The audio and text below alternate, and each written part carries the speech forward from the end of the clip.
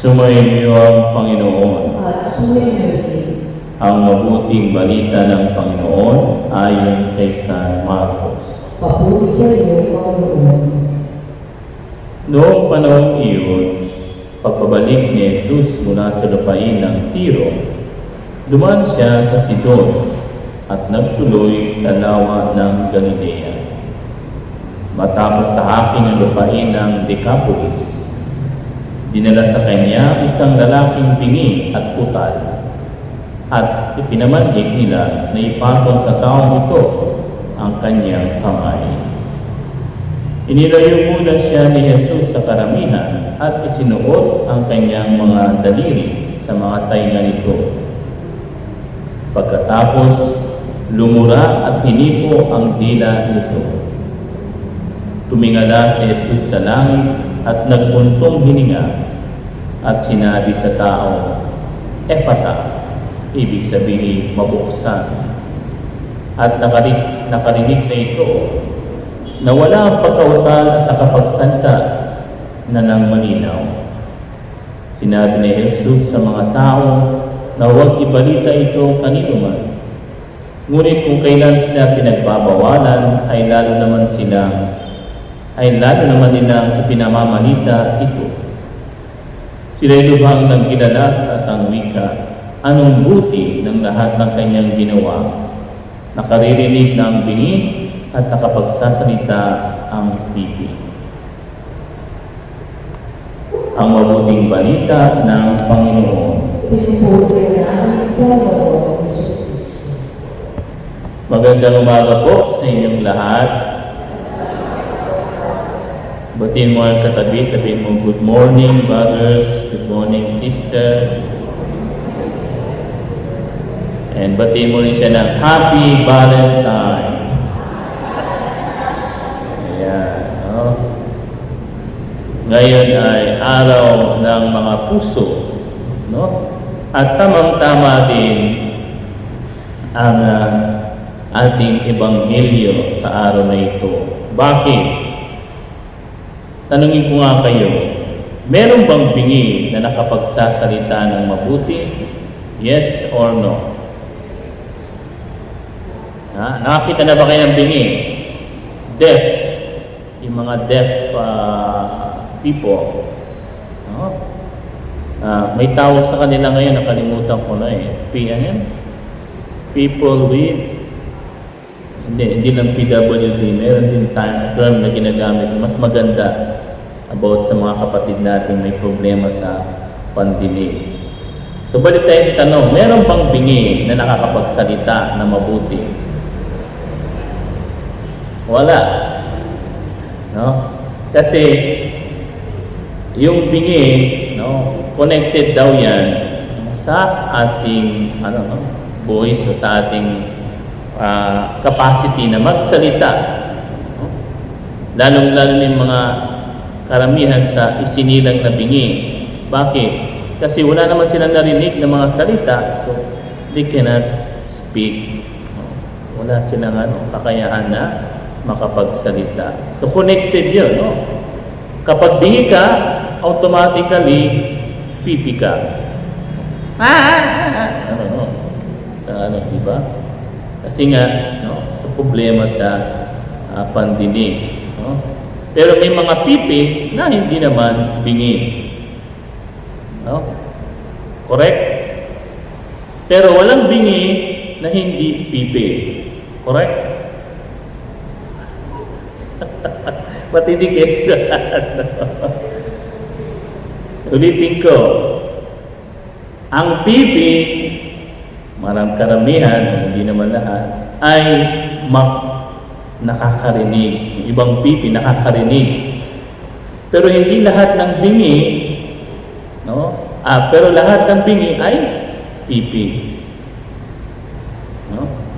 Bakit? Walang lumalabas na salita na word. No?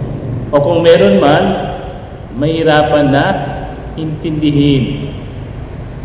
At dumako na tayo sa talagang part ng ating reflection. No? Bakit pinagaling ng Panginoon itong bingi na nagpipi, na hindi, o nauutal. No? Dito sinabi nauutal, no? Pero ganun pa rin, no? Hindi siya nakakapagsalita ng mabuti. No? Kasi nga po, no? Alahanin natin, no? Na para makapagsalita tayo ng mabuti sa ating kapwa, kailangan matuto tayong makinig. No? Kita ninyo, no? Bakit nahulog sa tukso at nagkasala si Adan at Eva sa unang pagbasa? No? Kasi, no? Kung ano-anong pinakinggan nila yung sinabi ng ahas. No? Kaya, anong nangyari? Natukso sila. At, ayun na, sinabi na ni Eva kay Adan na napakaganda, no? Tikman mo rin, sarap to. Delicious. No? At tinikman din ni Adan yung mansanas. No? Hindi po ba? Kapag ano ang ating pinakikinggan, yun ang lumalabas madalas at nakaka-impluwensya sa ating sinasabi. No? Bakit may mga tao na nakakalungkot mang isipin, mula umaga hanggang gabi, panay mura, bad words ang lumalabas sa bunganga. No? Para bang hindi matapos ang araw na hindi sila nakapagmumura, nakapagsasabi ng masama.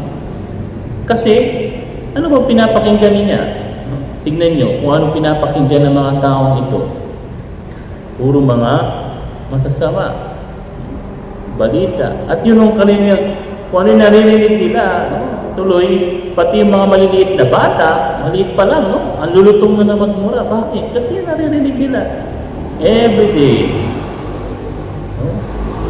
What you hear, it is what you speak. Kaya nga, sabi ni St. Paul, fides ex audito. Latin yan. No? Ano ibig sabihin ng fides ex audito? Faith comes from hearing. No? So ano mang naririnig natin, what we heard, no? Goes to our heart and then gets out of our mouth. No? Yung naririnig natin, pumupunta yan sa puso at lumalabas sa bibig. No? Kaya nga, no? Kung totoong nagmamahal ka, kung totoong umiibig ka, no? Dapat yung pinapakinggan mo ay patungkol sa mga bagay na magtutulong sa iyo that will help you to love others. No? Kaya nga yung mga nakikinig, madalas sa mga marites, ayan, no? Mahirapan na magmahal sa kanyang kapwa. Kasi yun ang naririnig niya parati. Yung kapintasan, yung mali, yung ano ng ibang tao. So, ano magiging bukang bibig niya? What will come out of his mouth, of his word? Of course, something that is not good. Kasi naririnig natin. Kayo, mga brothers and sisters, anong unang pinakikinggan nyo sa umaga? Aminin. No? Tara-tara! Nagbabagang balita! Yan. No? Hindi po ba? O di kaya, apate. No? Pinapakinggan nyo, no? Sa umaga.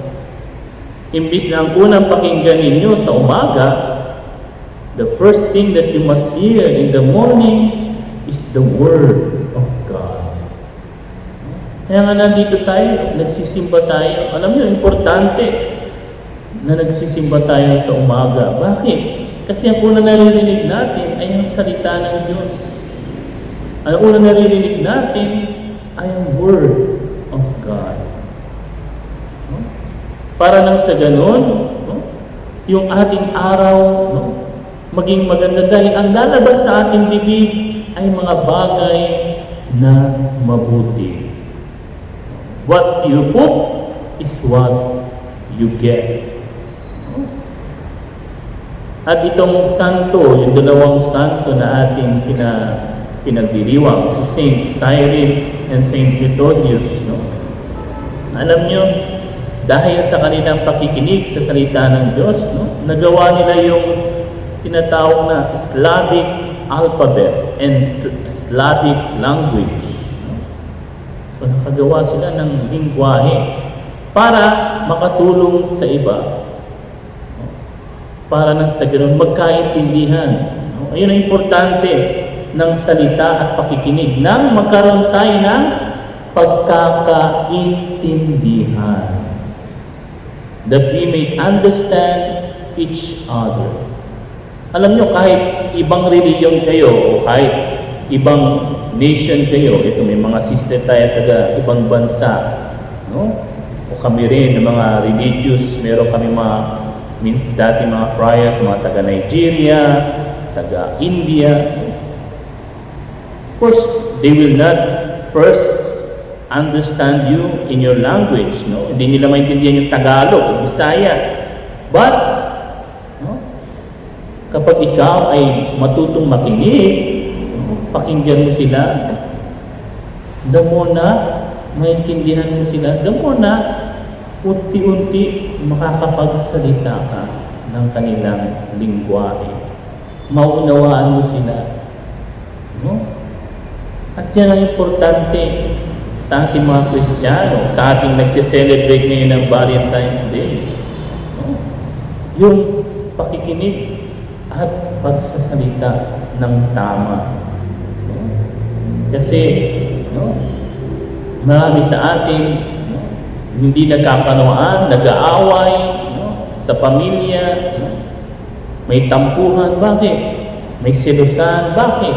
Kasi hindi mo na nakikinig at bago magsalita. No? Kaya sana hingin natin kay Saint Cyril and Methodius, San Cirilo and Metodio, na tulungan tayo, no, na pagalingin ng Panginoon sa ating kabingihan. No? Mahirap yung kabingihan na spiritual at moral. No?